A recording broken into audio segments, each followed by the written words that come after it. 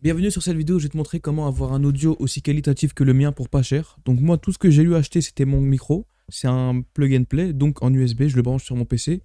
Et c'est avec ce logiciel que j'utilise que je peux modifier, parce que si je te montre comment c'est à la base, le son il est comme ça. Donc là, ça paraît beaucoup moins propre, et il n'y a pas cet effet radio un peu basse qui est stylé. Je vais le remettre correctement, et voilà. Donc là, je vais te montrer comment accéder à ce logiciel. C'est tout simplement Voicemeeter Banana. Alors lui, ce qu'il va faire, c'est que il va prendre ton périphérique de sortie et ton périphérique audio et se placer en tant qu'intermédiaire. Donc, en gros, ce qu'il fait, c'est que tous les sons que ton PC envoie, il va les envoyer à Voicemeeter, que Voicemeeter lui-même va envoyer vers ton casque. Justement, c'est ici qu'on gère ça. Et également, tous les sons qui rentrent, ils vont d'abord passer par Voicemeeter et ensuite, tu pourras les mettre vers tes logiciels d'enregistrement pour avoir le traitement intermédiaire. Donc, tout simplement, ce que tu vas faire, tu vas aller sur Google et tu peux taper Voicemeeter Banana. Je te mets le lien juste en dessous de toute façon si tu veux. C'est très simple. Et ici, tu vas le télécharger, donc download.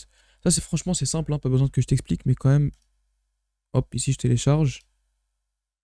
Ici, il y a le fichier zip, donc il faut avoir WinRAR. Hein. Ça, je pense que c'est acquis pour tout le monde.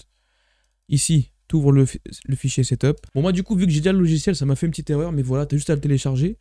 Et ensuite, juste avant de faire ça, il faut bien que tu suives, parce que ce qu'il va faire, c'est qu'il va changer ton périphérique, mais tout ne sera pas correct. Parce que si tu vas dans les paramètres, dans système, son, ici, il faut bien que tu choisisses le bon périphérique, sinon tu vas plus entendre. Puisque normalement, c'est censé être le son de ton casque.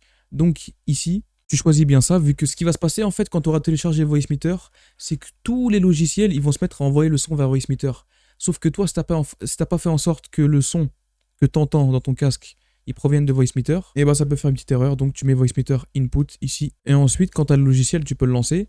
Donc on va voir plusieurs choses. Premièrement, quand tu arrives sur le logiciel pour les périphériques, ici, tu appuies là pour choisir ton casque. Donc ça, c'est le périphérique entrée.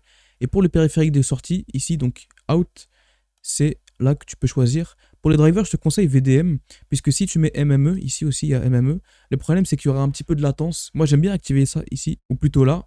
Quand j'appuie, je peux directement m'entendre. Donc là, je m'entends plus, et là, je m'entends, pour que ça renvoie le son vers A1. Puisque en fait, B, c'est les périphériques d'entrée, donc c'est ton micro. Là, ce qu'il va faire, c'est qu'il va prendre le son que ton micro envoie, et pour le voice meter output, il va diffuser ce qui est dans B1. Ce qui veut dire que là, si j'ai un deuxième périphérique et que je mets encore B1, il va y avoir les deux périphériques en même temps. Et ici, donc bah il n'y a pas de B2 parce que voilà, c'est ça.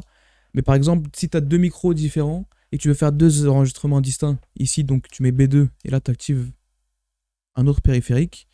Et ce que je voulais mentionner aussi, c'est que du coup, là, A1, c'est le son qui est renvoyé vers ton casque. Ce qui veut dire que là, quand je clique dessus, enfin, vu que c'est déjà activé, constamment, là, j'entends mon micro et j'entends ma voix. Et ici, avec VDM, ça permet d'avoir aucune latence et de s'entendre instantanément. Parce que si je mets MM ici, je m'entends avec un petit peu de délai. Ouais, quoique ça va quand même. Hein. Non, toujours il y a du délai. Et c'est trop perturbant quand tu parles de t'entendre en retard. Moi, ça m'empêche de parler carrément. Donc voilà, ça c'est ce que je voulais expliquer. Pour que à chaque fois que tu allumes ton PC, ça s'allume, il faut que tu mettes Run on Windows Startup. Donc c'est ici dans le menu tout simplement. Si tu mets une petite macro, parce que moi je l'ai fait, ici j'ai juste à appuyer sur un bouton, hop, je vais ramener la macro parce qu'elle est ailleurs. Donc ici juste une commande pour mute mon micro, CTRL F1. Ici ça c'est pour faire en sorte que automatiquement quand je lance Voicemeter, la macro elle soit présente et elle puisse fonctionner. Ça aussi, je pourrais expliquer comment on le fait, mais franchement, c'est simple. Hein. Mais bon, pour ça, je ferai une vidéo juste après ça que tu pourras consulter par rapport à la petite macro pour ce mute. Et il y a d'autres macros qui pourraient être intéressantes que je pourrais te montrer. Donc ici, tout simplement, à la base, comme je te l'avais dit, c'est censé être comme ça. Donc là, on voit que le son, il est beaucoup moins bien. Ça, c'est le son par défaut, normalement. Hein. Donc c'est un beurre du M1 que j'ai comme micro. Juste, hop, voilà, il suffit de le déplacer ici. Et en fait, ça, tout simplement, c'est un panel où tu as juste à déplacer et le micro il va changer et en fonction de où tu places, ce sera des paramètres différents. Donc là voilà, c'est quelque chose de beaucoup moins bien. Ici c'est passe bas ou passe haut, je sais pas. Mais en gros ça garde que certaines fréquences. Et si tu fais clic droit dessus, tu peux voir qu'il y a des petits effets, des effets aliens un peu dans l'espace. Donc ça altère le son de la voix. Hop, t'as juste à double-cliquer à chaque fois pour remettre par défaut.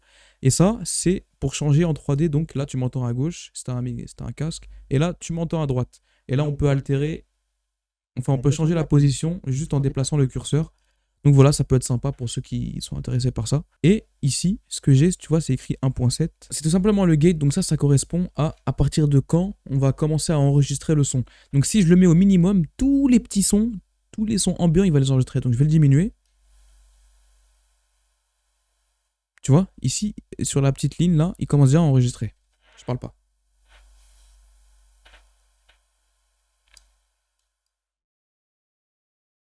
Voilà. Alors que là, si je remets à 1.7, il fera aucun enregistrement tant qu'on n'a pas dépassé un certain volume. Voilà, comme ça, il peut uniquement garder le son de ma voix. Et s'il y a des sons ambiants qui sont constamment là derrière, eh ben, il va pas les capturer. Et ici, le petit panneau que tu vas trouver, c'est pour les périphériques. Donc franchement, le logiciel, il a l'air compliqué, mais ça va. La plupart des options, on n'en a pas besoin. Ici, tu peux voir directement le son, donc output, qui est ce que toi, tu vas entendre. Et là, tu peux augmenter ou diminuer le volume. Et là, ce qui se passe, c'est que moi, je m'entends plus fort ou moins fort. Et là, du coup, le son du retour de mon micro vers mon casque, il est beaucoup plus fort. Et là, il est beaucoup plus faible. Pour vous, ça ne fait pas de différence, puisque dans tous les cas, le son qui est dans l'enregistrement actuellement quand je parle, c'est le son dans B1. Mais lui, si je le diminue ici, et ben là, ça diminue le son de mon micro. Et même dans l'enregistrement, c'est beaucoup moins fort. Donc, quand même, je vais le remonter. On était à 6.6, il me semble. Voilà, c'est pas mal. Et voilà, donc tu as à peu près toutes les bases, je t'ai donné ce qu'il faut savoir. Et comme ça, tu pourras directement utiliser VoiceMeter pour avoir un son qui est pas mal du tout.